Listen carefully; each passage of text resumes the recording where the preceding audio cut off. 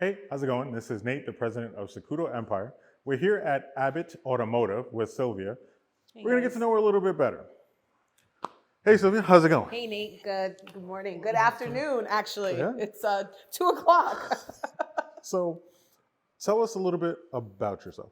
So my name is Sylvia. I live in the Hudson Valley. I am a big car enthusiast. Started ever since I was a little girl. Saw this pink Civic go by while we lived in Brooklyn. It was years and years and years ago. And ever since then, I never forgot that pink Civic, and it turned into this crazy car addiction, junk car addiction.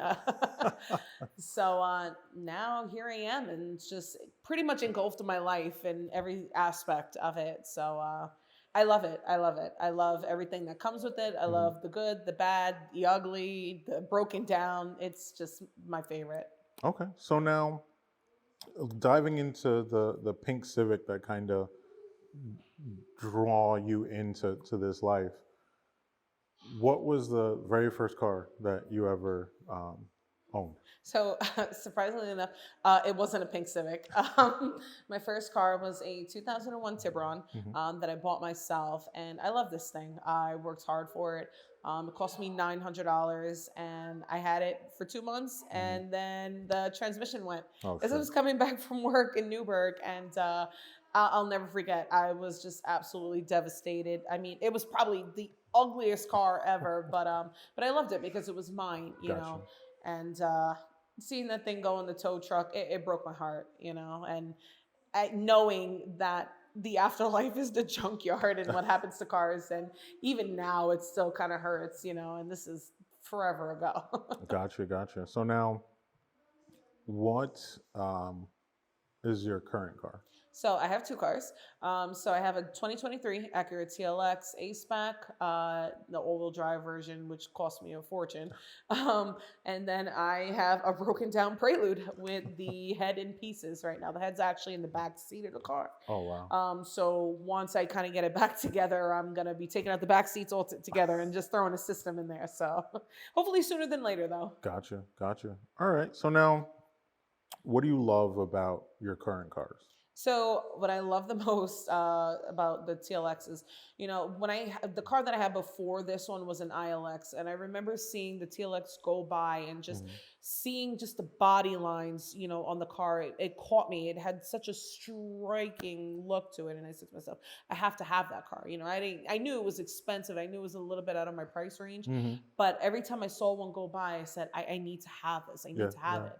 So I got rid of the ILX within having it less than a year and Oh, got wow. the TLX. And then the Prelude, the same thing with the pink Civic. I would see, older ones go by before I was even old enough to drive a car. And I thought to myself, I gotta have that. I gotta have that.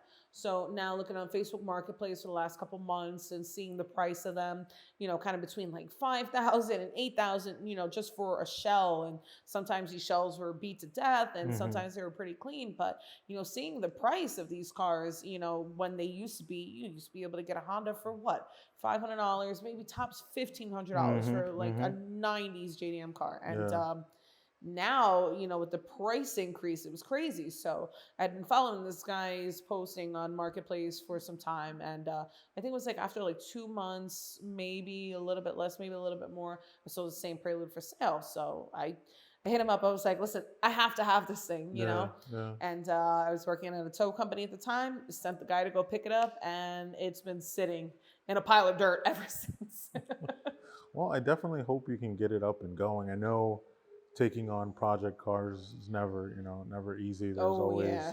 always, it's funny because whenever you're working on the car, there's the infamous run to AutoZone because something Oh, ain't go yeah. right. So I definitely hope, we hope you get that up and going. I hope so too. I mean, before I end up buying another project car, and that's kind of like the cycle and the circle of life right now. And my problem is that I'll wake up at 3 o'clock in the morning, Hmm. and for whatever reason, and then my first instinct is I need to go on Marketplace. I don't know why it's not to go back to sleep, especially with having to work the next Yeah, day. But yeah. my first thing is like, oh, I got to go on Marketplace. I got to see if somebody posted a car that I could buy for like $300, and then just keep it. But at this point, Yeah. I'm like running like a junkyard. Listen, it's funny. I somewhat have developed the same obsession with the little key trucks. Oh yeah. Yeah, I don't. It's got a hold on me. I can't just let go. Um, how do you? So I know we kind of met around the car scene in regards to car meets and things of that nature. What is your thoughts on the current state of the car scene? So the car scene has definitely become toxic over the last few years, at least that I've seen it. Everybody has their own opinions on what makes like a true car enthusiast, whether it's, how they build their car, or, you hear the whole thing, built, not bought, and not mommy and daddy's money, or if you can't drive a manual, or if your car is automatic. And let's be honest, a lot of newer manufacturers, most of the cars are automatic. Mm-hmm. It's kind of hard to find a manual transmission cars. Mm-hmm. And then you got those people who say, well, no, this doesn't work as well as like the classic American cars, Mm-hmm. manual and stuff like that. So you hear everybody's different opinion of what makes a car enthusiast. But what I remember, it was just people who just have this passion for cars. 100%. And now it's just like a big tiff. It's a big beef anywhere you go. You go to the car meets and you see fights over this and that, and it's crazy. Yeah. I know some of it for me. There's jokes and good fun to be had. Like I'll tell anyone when we kind of joking around about manual versus automatic. Mm-hmm. I'll tell them, listen, automatic is a superior machine, but they don't want to hear any of that, and it's fine. I get it's a fine line between having your preferences, enjoying your preferences, Exactly. versus being demeaning towards what someone Correct. drives. So I think what's kind of lost now is just crossing that line. A lot of Yes. kids find it, entertaining to say or post things that are demeaning just because it doesn't fit their preference. And Correct. what's even crazier is, I'm sure with how long you've been in the car industry, there's 1,000 different ways to get from point A to point B. Absolutely. What I've seen most of the time in the car industry is the arguing of how to get from point A to point B. Even now, if you ask somebody, hey, what's the proper way to jump a car, you'll get 7 different answers from someone that's been around cars all the time. Oh yeah. You know what I mean? So I just think with where we're going as a society, that kind of is just inflated in just people's opinions about cars. Oh yeah. It's unfortunate, and I hope everyone can kind of, find a middle ground and just enjoy being around cars. What do you think we, as some of the staples in the car community, could kind of do to kind of impact or make the scene a better place for anyone looking to be a part of it? So I think that we ended up losing what we all stood for, was like respecting all builds. Mhm. The same thing. Where somebody dresses a different way than somebody else, or wears their hair. Mhm. We're all humans. We're just trying to enjoy this one life. That we have. So. Who cares what this person spent their money on? And just because you don't agree with it, Mhm. they may not agree with however you built your car, Like and that. that's what makes us all individuals. And that's what makes all these different cars special, and special to us, Mhm. So, I mean, who cares? Listen, if I'm not getting sponsored by anybody, I really don't care what anybody has to say about how I build my car Exactly. or how I decorate it. So what? Who cares? I put eyelashes on it and decide one day I want to take it off and do something else. It's my car. Yeah, I like the way that I look, and I want people to do the same thing for themselves. Yeah. I don't have to like it. You have to like it, Yeah, 100%. I mean, it's funny because when you do car shows and you're looking to give out trophies, or you want to participate and you sign up and register for a car show, um, seeing what judges are looking for or what wins definitely sends a message to the car Exactly. community. We've been to car events where, believe it or not, nothing but Subis kind of took the field.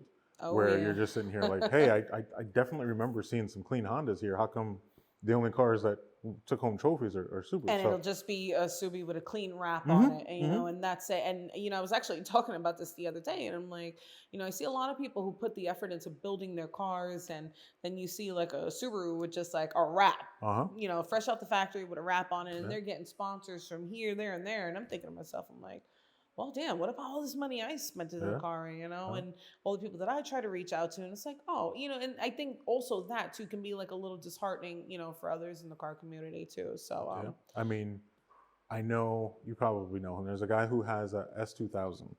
We've what color is it? I might know who it is. read. Okay, maybe I don't. Okay. So he entered in a bunch of different shows. Every time we'd go to a meet, super clean. You know what I mean? Never won.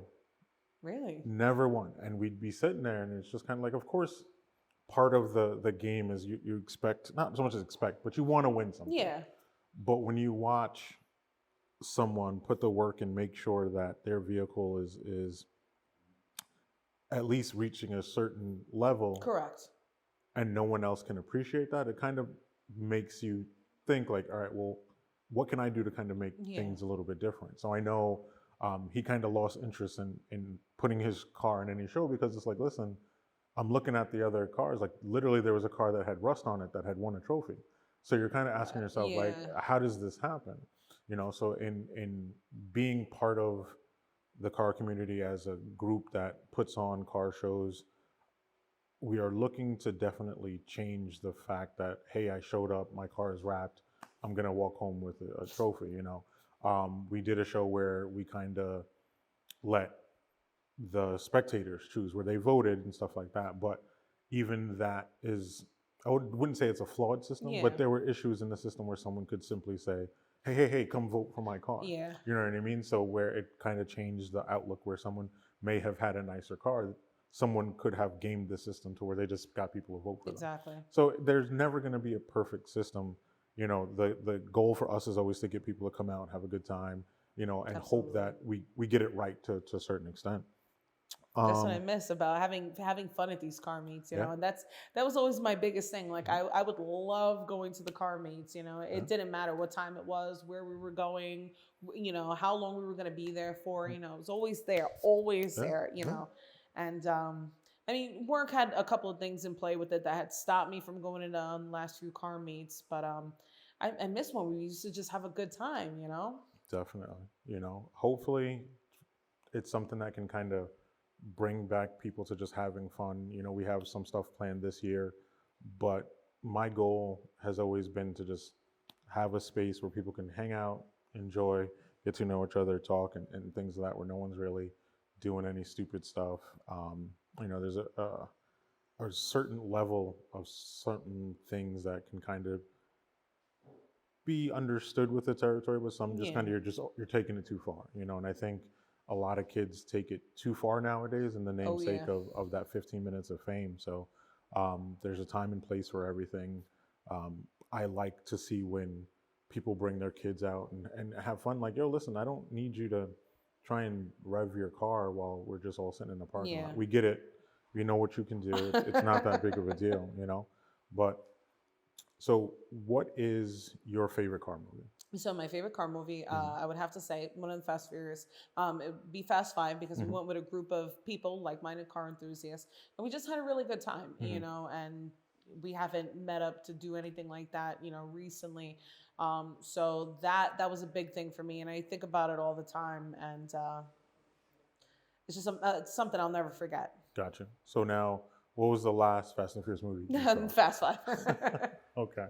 So it's funny because for me, I think thinking back to when Fast and Furious came out, um, it was definitely a unique movie. You know, there Hmm. were other movies that had cars, you know, involved in it that kind of set the tone. But when it comes to that time when it came out, it was a little bit groundbreaking for a Yeah, lot of different reasons, you know, and the franchise I has think it gone. shaped a lot of car Yeah, enthusiasts now. 100%. You know, even like watching some of the nerdy stuff where they're showing like the nitrous go through the engine, like you're just kind of like, you know, like, oh shit, you know what I mean? So even stuff like that kind of drew you in. And of course, they've kind of taken a turn where they're now superheroes, but things happen. So for me, it's definitely the first Fast and the Furious that kind of, you know, set the tone for me as a Hmm. big car fan. Um, where do you see yourself going in the car industry? So myself in the car industry, I would like for more women to be into cars, for them to love cars, for them to be able to work on their own cars. I think for so long that, we've just been kind of geared to doing other jobs and not getting our hands dirty and stuff Hmm. like that. But like as you can see, I have my nails pretty long. I do a pretty dirty job. By the time I clock in, I'm filthy within the first 5 minutes. Gotcha. And I want more women to not be scared of it, Mm. just kind of dive in. It's really fun out there. Trust me, again, maybe I'm a little bit biased, but I love it. And Gotcha. I love being able to drive by and people know like, oh, that's her car. Yeah. They know the license plate, they know who's driving it. Like for me, and especially when people comment on my driving, I mean, they're usually like, slow down. But but again, those things I love. Yeah, yeah. No, that's super dope. I know, um, being around a lot of different women in the car industry, and even in our car group, it's dope to see their take on Yes, things, and the and passion for you it. know, their support their ideas and look to bring um, their ideas to light. Just because sometimes, um, as a guy, I can definitely openly say that some guys tend to have um, ideas that don't come from the best places. Mm-hmm. So, I'll always be a supporter of women. As a girl dad, it's definitely something to me that's like, listen, Absolutely. I'm always in her corner and want to support women in doing the things that they want to do. Um, what advice, if any, would you give any, women, girls that might be thinking about going to the into the car industry or car scene? Not to be scared. I mean, as a little girl, I would always kind of like watch my dad tinkering on the car and thought to myself, like, oh, well, women can't do this, or, you get told that women shouldn't be doing this, Hmm. but that shouldn't deter you, at all. Times are definitely changing. And, I used to think to myself, like, okay, like I can't do this or I can't do that. But then I remember just hearing my dad's voice in the back of my head saying, well, especially like we're working on cars, for an example, Hmm. it's just all nuts and bolts, Yeah. realistically. I mean, nowadays, most of the cars are computers. It's a little bit more intricate. But looking at the cars as just nuts and bolts and just a big part of a puzzle, and it made it easier for me to put things back. Of course, I would watch, like, now we have like YouTube and stuff like Hmm. that. And watch how other people do it. And it's great because now I can say, like, okay, well, I did this myself, Yeah. or Yeah. something's wrong with the car, I can diagnose it. Or if there's something, that I can't, say like, okay, maybe I can't do this, or like if I do take it to shop, which is very, very rarely. Hmm. Um, and it's funny because I can listen to what they're saying and see if they're gonna like try to play me because I am a woman. Yeah. And then Yeah. I'm like, okay, and I start telling them this, and this, and then the look on their face is like, as if I just started speaking another language. And they're Yeah. like, oh, well, Yeah. how do you know that? Yeah. Yeah, a lot of experience. Yeah. Yeah. Well, I mean, I think for me, it's one of those things where you'll see guys say certain things. Like one of the things that recently stuck out was just guys complaining about the car scene and girls being in the car scene because a lot of them use things like OnlyFans to Yeah, finance we've their seen those. builds. And it's just kind of like, is it really your problem, or are you jealous because they figured out a way to kind of I think it might be a surpass you? little bit of You know? jealousy. I mean, Yeah, I listen. Whatever gets the job done at the end of the day, as long as someone has something positive to bring to the car community in exactly. this space, I think I find it's respectable. You know what I mean? Whatever you're doing to have fun, and as long as no one's getting hurt by it or no one's lives are being put in jeopardy, Exactly. there shouldn't be an issue. I You mean, know? I'll definitely be the first one to say, I see some things and I'm like, I'm definitely jealous. I mean, I would love to be able to be like, all right, well, I'm gonna put the TLX on bags and I'm gonna Yeah. get, the Prelude wrapped and I'm gonna buy another car and I'm gonna do this and I'm gonna do that. And I see other people spending the money and I'm Yeah. like, I Yeah. guess I'll be eating ramen noodles and having Listen, ice listen. for a 2 years straight so I can finance this build. Yeah, I mean, as a guy with two kids, and I sit here and I watch the kids who live at home with their parents Mm-hmm. throw thousands of dollars into a car. I'm just like, man, Must be nice. all right, cool. Like, but and that's the thing. Like, it's not really something that comes from a place of like hate. It's just like, listen, everybody's life is different. Everybody's Mm-hmm. race is Correct. run at a different pace. So I think one of the things that should be a takeaway for a lot of people who are into cars or want to get into cars, run your own race. You know what I Exactly. mean? It doesn't even matter how long it took you to get somewhere. Just run your own race. There's a lot of success stories of people who didn't make it till they're, 50s, 60s, 70s in life. Absolutely. So just run your own race, do what makes you happy, and you should be fine. Absolutely agree. Well, I thank you so much for sitting down Thank with you me. for having me. Listen, guys, thank you for watching. If you have the chance, you need any automotive work, check out the guys here at Abbott Automotive. Thank you for your time. Peace. Have a good day.